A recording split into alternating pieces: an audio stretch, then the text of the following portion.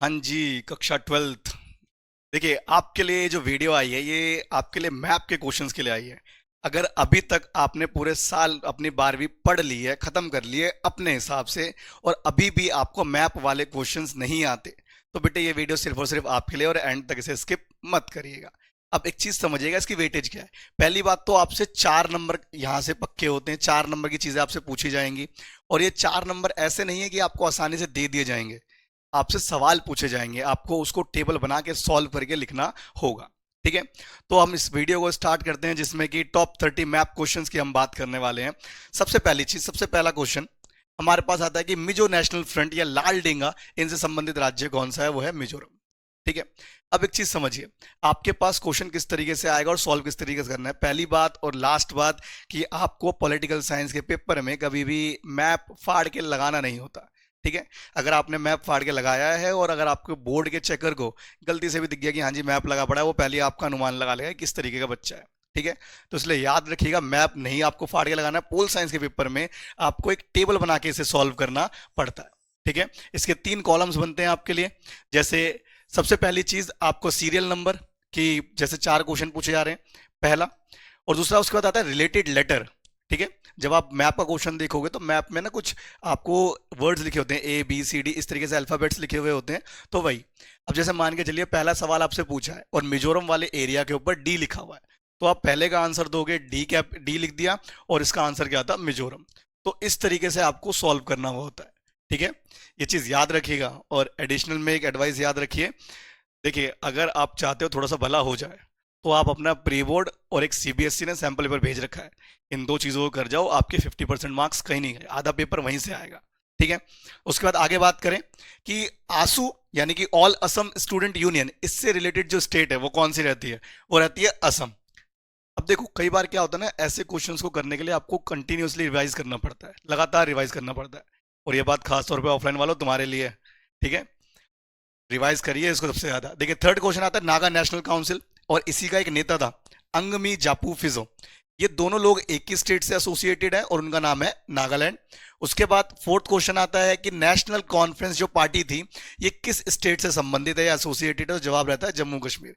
ठीक है, और यहां से एक एडिशनल बात कि जब आप लोग जम्मू कश्मीर की बात करते तो नेहरू को भी कश्मीरी पंडित माना जाता है, लेकिन याद रखिएगा उनकी लोकसभा सीट कश्मीर में नहीं थी। ये लास्ट ईयर के पेपर में दिक्कत देगा था बच्चों को। ठीक है, उनकी जो लोकसभा की सीट है वो उत्तर प्रदेश में फूलपुर था।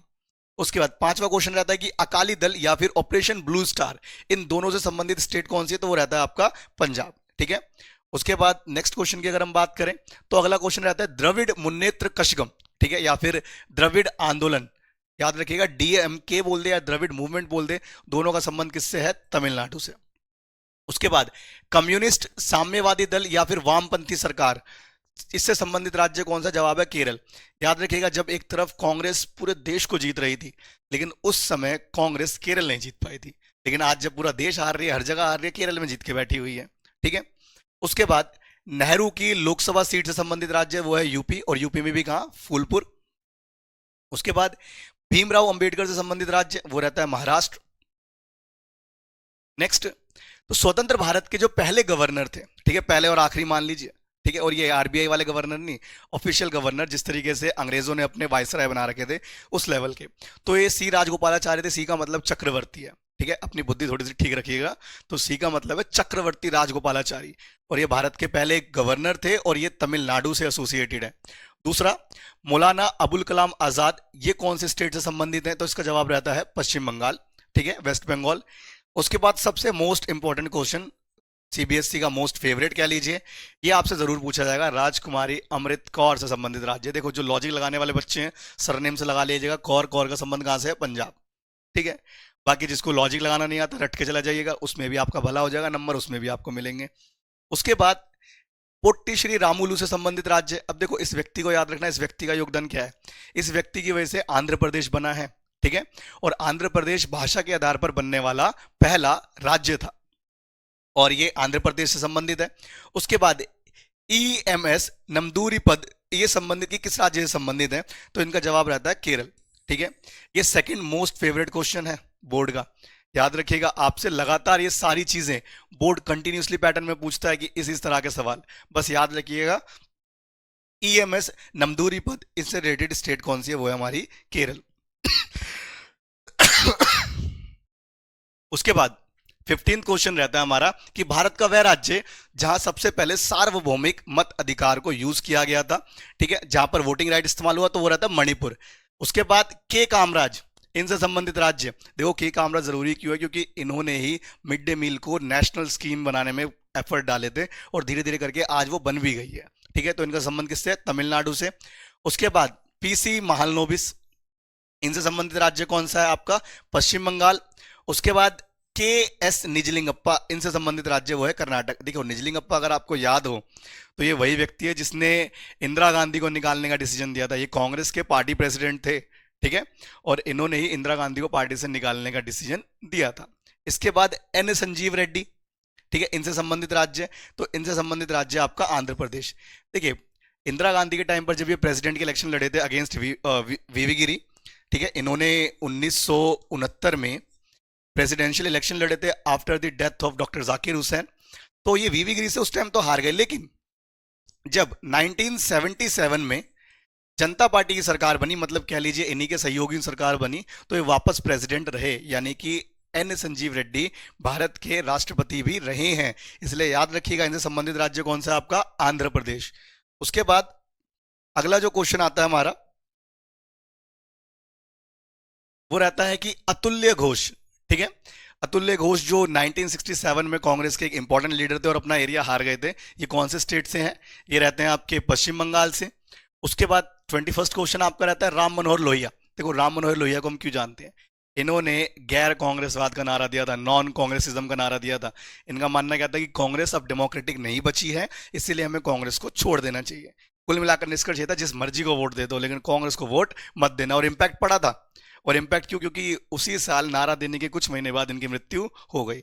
और भारत की जनता इमोशनल है, थोड़ी सी भावनाओं में बह गई, इनकी बातें मान ली, और इस इलेक्शन में 67 के इलेक्शन में कांग्रेस को बहुत ज्यादा लॉस देखने को मिला था।